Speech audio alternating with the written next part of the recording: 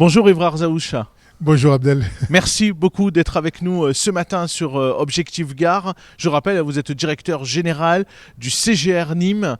Et la première question que j'avais envie de vous poser, forcément liée à la situation sanitaire en France et dans le monde, liée au coronavirus, comment ça va le cinéma ?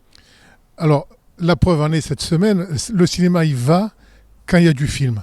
Donc là, on a la chance d'avoir, et on remercie beaucoup la Warner d'avoir maintenu la sortie, quelque peu décalée, puisqu'il était prévu début août, il est au 26 août. Merci parce que on a bien marché cette semaine, malgré les restrictions que l'on connaît, les gestes barrières que l'on connaît dans le cinéma. Le film a très bien fonctionné. Alors on en parle beaucoup de ce film Tenet de Christopher Nolan, si je ne me trompe pas. Tout à fait.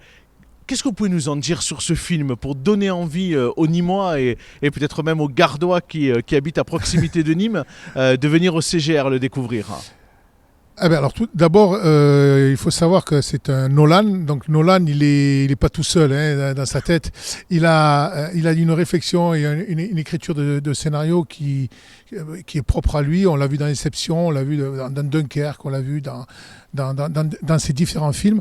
Et Tenet ne déroge pas à la règle. Il nous amène à voyager dans le temps, passé, futur et actuel. Et franchement, il faut y aller. Et l'avantage, c'est qu'on ne peut pas le raconter. Donc, donner envie, c'est de dire c'est un Christopher Nolan. Mais on peut, véritablement, c'est très, très, très difficile de raconter un scénario de Nolan. C'est très, très difficile. Ouais, ce qu'on peut dire, c'est que c'est 2h30 d'un film quand même assez extraordinaire et qui nous permet de nous échapper un peu de cette réalité un peu bizarre qu'on connaît depuis quelques mois. Oui, en fait, s'échapper un peu. On y est presque, parce qu'il a dit ils ont des masques. Il faut vraiment aller le voir. C'est d'abord et d'un parce que le cinéma en a besoin, on a besoin de vous, on a besoin des spectateurs en ce moment et j'ai confiance de toute façon en l'avenir des films.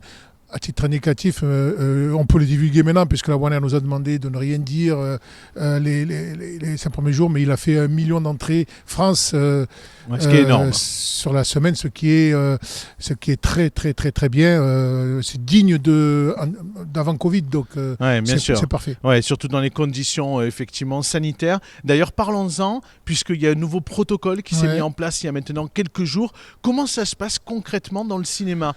Est-ce qu'il faut porter le masque y compris pendant la séance ? Alors, il faut porter le masque. Donc ça, c'était valable avant. Donc il faut porter le masque dès que vous rentrez dans le hall d'entrée, quand vous déambulez dans le cinéma. Alors après, une fois que vous êtes assis, vous avez ou non les gestes barrières. Donc maintenant, on a la possibilité de remplir la salle à 100%. D'accord. Donc si on remplit à 100%, c'est qu'il n'y a plus de gestes barrières. Donc là, il faut porter le masque. Mais je rassure les clients, on ne remplit pas à 100%. Donc effectivement, si vous êtes si on a à pris distance, une boisson, si on veut manger des pop-corn, on peut quand même le retirer quelques instants. Bien sûr, oui, bien sûr. D'accord. Ouais. En tout cas, ce qu'on peut dire, c'est que c'est en toute sécurité qu'on peut venir dans le cinéma. Il faut le rappeler parce que les gens peuvent s'inquiéter en se disant venir au cinéma, c'est prendre un risque parce qu'on se retrouve dans la salle avec des gens qu'on ne connaît pas. Mais vous faites tout ce qu'il faut pour que du coup, on soit en pleine sécurité. Absolument. Donc on a du gel hydroalcoolique partout, on désinfecte, on nettoie, on est suivi, on est surveillé, on est bien entendu, on a des obligations qui nous sont données par le groupe, par CGR, mais également par le préfet, et on ne veut pas prendre aucun risque, bien entendu, avec notre établissement. Donc je peux rassurer notre clientèle, tout est fait dans les règles absolues d'hygiène contre le Covid. Monsieur Zaouch, c'est quoi l'actualité du CGR pour les prochains mois ? Il y a des sorties assez exceptionnelles aussi en termes de films qui vont arriver. Peut-être des événements aussi dans le cinéma ?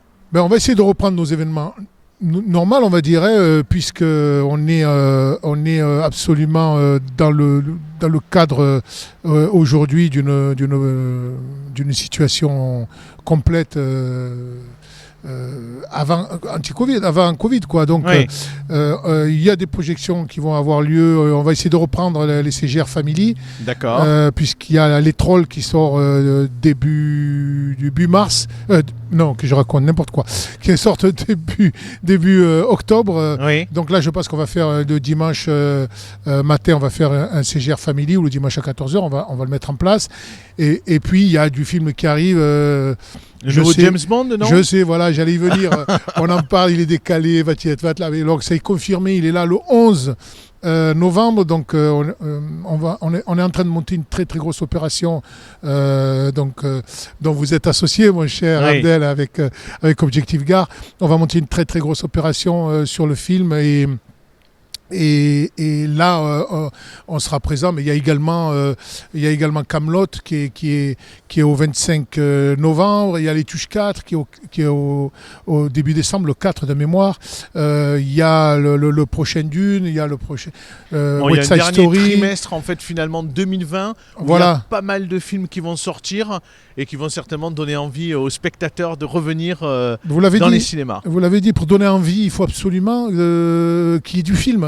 Bien sûr. Je vois mal nos clients dire tiens, j'ai envie de me promener dans le CGR, je vais venir prendre une place pour me balader. Non, ils viennent voir du film. Ils nous l'ont montré et démontré avec la sortie de Tenet. Je crois que maintenant les films sont datés.